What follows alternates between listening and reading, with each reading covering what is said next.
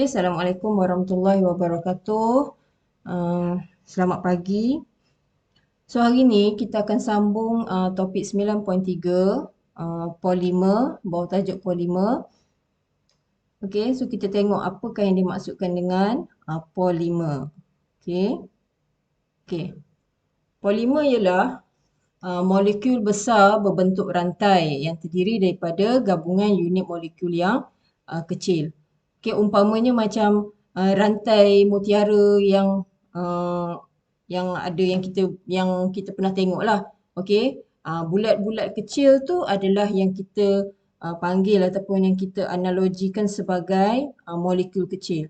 So bila dia bergabung ataupun dia tersusun dalam bentuk rantaian tu, yang tu satu rantai mutiara tu itu kita analogikan sebagai polimer. Okey, sebiji mutiara tu adalah unit-unit molekul yang kecil. Itu analoginya ataupun kita kata perumpamaan dia. Okey, so unit-unit molekul ni tadi dikenali sebagai monomer. Okey, monomer membentuk polimer. Okey, monomer yang kecil, polimer adalah yang besar. Okey, terdapat dua jenis polimer. Okey, polimer semula jadi dan polimer sintetik. Okey, dua jenis. So kita tengok apa dia polimer semula jadi. Okey, polimer semula jadi, dia wujud secara semula jadi. Okey, dia tak dibina ataupun dibuat. Okey, contohnya seperti, ni dalam buku teks lah saya ambil ya. Polimer semula jadi contohnya seperti kanji. Okey, monomer untuk kanji ialah glukosa. Maknanya glukosa, banyak-banyak glukosa, dia akan membentuk satu polimer. So, kegunaan kanji ni adalah untuk memberikan tenaga. Okey, polimer semula jadi yang kedua ialah protein. Okey, protein terbina daripada monomer asid amino. Okey, asid amino adalah monomer untuk polimer protein. Okey, untuk membina sel dan tisu badan. Okey, contoh yang ketiga, polimer semula jadi yang ketiga ialah getah asli. Okey, getah asli yang mana monomernya adalah isoprena. Okey, isoprena, banyak-banyak isoprena, so dia akan membentuk getah asli. So dia membuat produk berasaskan getah. Okey, apa dia polimer sintetik? Okey, polimer sintetik ialah polimer buatan manusia. Okey, yang ni yang terbina ataupun yang dibuat sendiri, dibuat oleh manusia menggunakan bahan kimia. Okey, contoh polimer, okey, seperti polietina. Okey, poli ni dah menunjukkan dia banyak. Okey, perkataan poli, dia dah menunjukkan banyak. Okey, so monomer untuk polietina ialah etina. So etina yang banyak tadi, dia membentuk polietina. Okey, dalam pembuatan botol plastik, beg plastik, baldi, barangan plastik lah. Barangan plastik dia gunakan polietina. Okey, yang kedua ialah polistrina. Okey, so monomer dia adalah strina. Okey, stirina. Polistrin tu. Okey, bekas pembungkusan ataupun peralatan elektrik. So polistrin tu kita panggil polistrin dalam bahasa Inggeris lah. So bahasa Melayunya polistrina. So dia punya monomernya adalah strina. Okey, yang ketiga ialah perspek. Okey, perspek monomernya adalah metil metacrylate. Metil metacrylate. Okey. So dia membentuk perspek. So perspek ni digunakan untuk membuat cermin pesawat ataupun tingkap kenderaan. Okey, yang seterusnya ialah getah sintetik.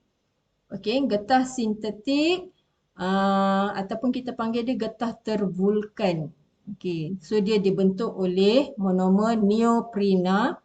Tadi getah asli dia monomernya ialah isoprena. Okey, getah sintetik neoprena. So digunakan untuk membuat sarung tangan, tayar kereta, tapak kasut. Itu contoh kegunaan dia lah. Okey, seterusnya kita tengok bagaimana polimer ni terbentuk ataupun dilakukan. So, untuk membentuk satu polimer, satu proses digunakan ataupun dijalankan iaitu yang dipanggil proses pempolimeran. Okey, proses pempolimeran ialah proses pencantuman monomer melalui pembentukan ikatan kimia menghasilkan polimer bermolekul besar berbentuk rantai. Contohnya macam ni dalam gambar sebelah ni. Okey. So monomer ni adalah unit-unit kecil ni lah. Okey. Unit-unit kecil ni ini adalah monomer. Kemudian bila berlaku pencantuman monomer ataupun pempolimeran, berlakulah tindak balas ataupun ikatan kimia. So dia membentuk rantaian molekul ni tadi. Rantaian-rantaian monomer ni dia membentuk polimer. Okey. So ini proses pempolimeran dilakukan. Okey, monomer jadi polimer. Okey, penyah polimeran ialah nyah ni maknanya buang. Okey, nyah ni merujuk kepada buang, keluarkan, maknanya dia destruct. Okey, kita musnahkan ikatan tu. Itu penyah. Nyah tu maksudnya macam tu. Okey, penyah polimeran ialah proses molekul polimer berbentuk rantai dipisahkan kepada monomer melalui tindak balas kimia. Jadi tadi polimer ni tadi, okey, polimer ni dia mengalami penyah polimeran, maknanya rantaian dia tu, ikatan-ikatan antara monomer-monomer yang membentuk rantaian tadi diputuskan ataupun dipisahkan. Jadi dia terurai, dia akan membentuk semula monomer yang asal. Okey, so proses ni dipanggil penyah polimeran. Okey, pempolimeran dia membina polimer. Okey, daripada unit-unit kecil dia bina satu polimer. Penyah polimeran dari satu unit besar dia pecahkan ataupun dipisah diuraikan menjadi unit-unit yang kecil. Okey, so ini adalah pempolimeran dan penyah polimeran. Okey, seterusnya. Okey, ada juga proses pempolimeran yang melibatkan monomer yang jenis yang sama dengan pemecahan ikatan ganda dua menjadi ikatan tunggal. Okey, contohnya macam ni. Okey, pempolimeran ini dipanggil pempolimeran penambahan. Okey, monomer, okey, dia ada ikatan ganda dua. Okey, ikatan ganda dua. Kemudian ikatan ganda dua ni tadi dia jadikan ikatan tunggal.